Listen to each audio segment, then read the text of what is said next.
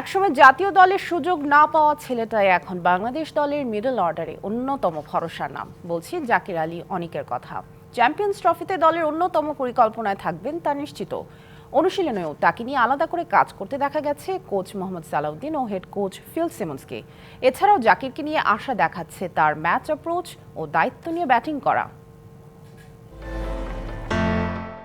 Head coach Phil Simmons আর senior সহকারী coach Mohammad সালাউদ্দিনের সব মনোযোগের কেন্দ্রবিন্দুতে যেন একজন জাকির আলী অনিক। চ্যাম্পিয়ন্স ট্রফিতে যে বাংলাদেশের অন্যতম ভরসার নাম, তাকে ঘিরেই মিরপুরে দেখা মিলল দুই কোচের লম্বা আলোচনা।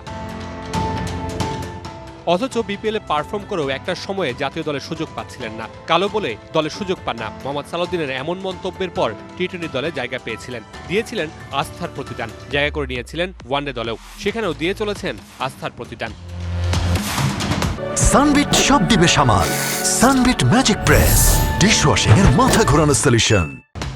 জাতীয় দলের হয়ে এরই মধ্যে 5টা ওয়ানডে খেলেছেন। একটা অপরাজিত 50 ইনিংসের পাশাপাশি আছে 48 রান ও 37 রানের অপরাজিত আরেকটা ইনিংস। তবে জাকির আলীর উপর দলের ভরসার অন্যতম কারণ তার ম্যাচ সিচুয়েশন বুঝতে পারা এবং দলের দায়িত্ব নিয়ে খেলার মানসিকতা। স্ট্রাইক রোটেটের পাশাপাশি খেলতে পারেন বড় শটও। সব মিলিয়ে চ্যাম্পিয়ন্স ট্রফিতে বড় রানের ম্যাচে জাকির আলী অনিক হতে পারেন মিডল অর্ডারে টাইগারদের অন্যতম ভরসা। নেট অনুশীলনেও দেখা মিলেছে সেরকমটা। দলের পরিস্থিতি অনুযায়ী কখন কেমন ব্যাটিং করতে হবে কোচদের পরামর্শে সেভাবেই ঝালিয়ে নিচ্ছেন তিনি।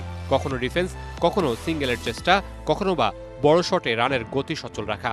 সব মিলিয়ে চ্যাম্পিয়ন্স ট্রফির জন্য নিজের সেরাটা দিতেই প্রস্তুত হচ্ছেন জাকির আলী অনিক। Mamunur Rashid, DBC news, Dhaka.